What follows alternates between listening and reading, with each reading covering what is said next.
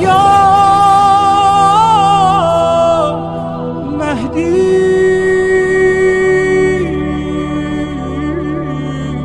مددی.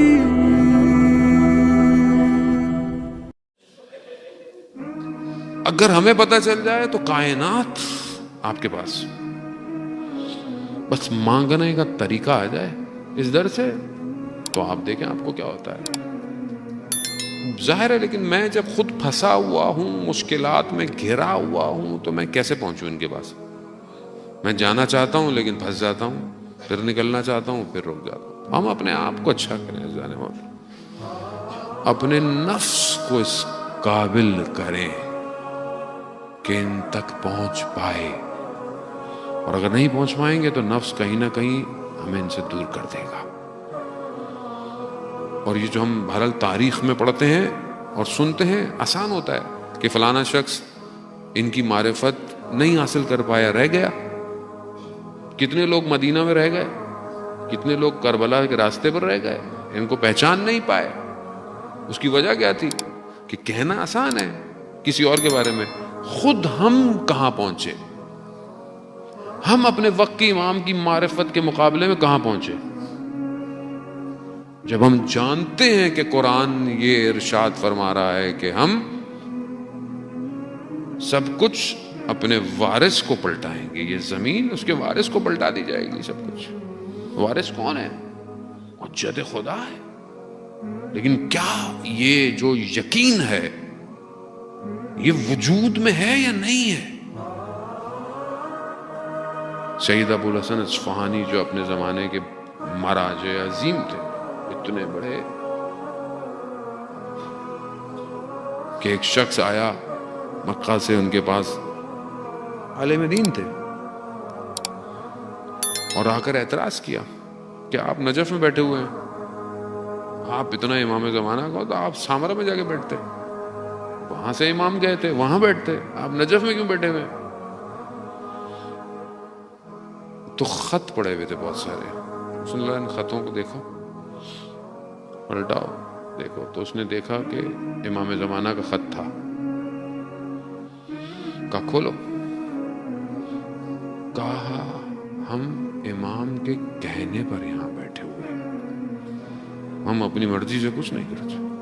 امام نے کہا یہاں بیٹھو دروازے پہ، لوگوں کی مسائل حل کرو، ہم بیٹھے ہوئے.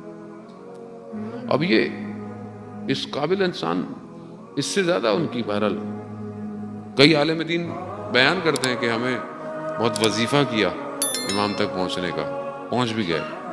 امام تک پہنچے، امام کو دیکھا، کچھ سوالات تھے جو امام سے کرنے، جیسے امام کو دیکھا سوال بھول گئے. امام کو دیکھ کے کہاں کوئی بات یاد رہتی ہے، بھول گئے. اور بس سلام کیا، باہر نکلے، باہر جیسے ہی نکلے سوال یاد آ گئے. تو کہا دوبارہ جاتا ہوں، امام جانے دیں گے. دوبارہ دروازہ کیا تو خادم جو تھا جس نے پہلے کھولا، اسے کہا کہ امام سے ملنا ہے. کہا امام تو نہیں ہے. کہا کیسی باتیں کرے، ابھی تو امام تھے، میں مل کر کہہ رہے نہیں ہے. تو ناراض ہوئے اس سے. اس نے بولا کہ میرے پہ کیوں ناراض ہو رہے ہو؟ کہہ رہے ہیں ہمیں تو نہ امام کے آنے کا پتہ چلتا ہے نہ ہمیں جانے کا، ہم تو نوکر ہیں، دروازہ کھولنا ہوتا ہے ہم نے. امام نہیں ہے. ہاں امام کا ایک شاگرد بیٹھا ہوا ہے. چلو چلو. جیسے ہی کھولا اندر جا کے دیکھا تو سید ابو الحسن اصفہانی بیٹھے ہوئے، اور جیسے امام بیٹھے ہوئے تو اسی طرح بیٹھے ہوئے. تو کہتے ہیں میں نے سوال کیا، سوال پوچھے، انہوں نے مجھے جواب دیا. میں نکلا.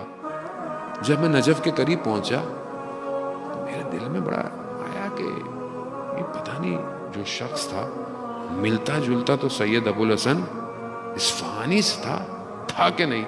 اب دل کہہ رہا ہے کہ جاؤ گھر جا کے پوچھو، لیکن اب اندر سے کہہ رہا ہے نہیں وہ کیسے ہو سکتے ہیں، یہ کیسے ہو سکتے ہیں. دوسرے دن رہا نہیں گیا، چلے گئے. جیسے ہی دروازے پہ گئے تو انہوں نے پہلی خادم کو بول دیا تھا یہ آئے گا، آنے دینا اندر. جیسے ہی اندر آئے دیکھا ابو الحسن اصفہانی ویسے ہی بیٹھے ہوئے جیسے وہاں بیٹھے ہوئے تھے. پھر وہی سوال پوچھے تو انہوں نے کہا کہ میں نے پہلے جواب نہیں دیے تمہیں. یعنی اس مقام پہ کیسے پہنچ گئے؟ یقین. کون سا یقین؟ کہ اصفہان کے گاؤں میں رہنے والے تھے، کسان کے بیٹے تھے، فقیر سے تھے، کہا گھر والوں کو مجھے امام کی نوکری کرنی ہے, مجھے مدرسے میں بھیج دے. باپ نے بولا ہمارے پاس تو بیٹا صحیح طرح کچھ کھانے پینے کو بھی نہیں ہے. کہا کوئی نہیں, مجھے جانے دو. چلے گئے. ماں نے ایک دن کہا کہ بیٹا گیا ہے, جاؤ اس کی حالت دیکھو کیا ہے. وہاں پہنچے, برف, مدرسے میں روشنی بھی نہیں, گرم کو کوئی انتظام بھی نہیں. بیٹے کی حالت دیکھی تو بیٹے کو شروع ہو گئے, بیٹا گاؤں میں کچھ لقمہ تو مل جاتا تھا, یہ تم کہاں گئے, چلو واپس. اب باپ کا حکم ہے, شریعت, آپ منع نہیں کر سکتے. باہر نکلے مدرسے میں, یہ صحن میں آئے, انہوں نے خدا کی بارگاہ میں گریہ کیا کہ پروردگار تو جانتا ہے مجھے یہ ساری سختیاں برداشت ہیں, لیکن مجھے اپنے امام کی نوکری کرنی ہے. یہ کہہ کے ابھی آئے تھے کہ مدرسے کا خادم آیا, کہا سید کوئی دروازے پر آپ سے ملنے آیا ہے. باہر پہنچے تو کوئی اور نہیں, وقت کا امام موجود ہے. امام نے کہا یہ کچھ چیزیں رکھو, تمہارے کمرے میں جو کتابیں ہیں ان کے پیچھے ایک شمع ہے, اس کو روشن کرو, روشنی بھی ہوگی, گرمی بھی ہو جائے گی, باقی چیزیں تمہیں کل پہنچ جائیں گی. ہاں, اپنے والد سے کہنا کہ ہمارا صاحب زندہ ہے. جب جا کر دیکھا تو دونوں رونے لگ گئے, باپ اور بیٹے. عزیزان محترم, صاحب زندہ ہے.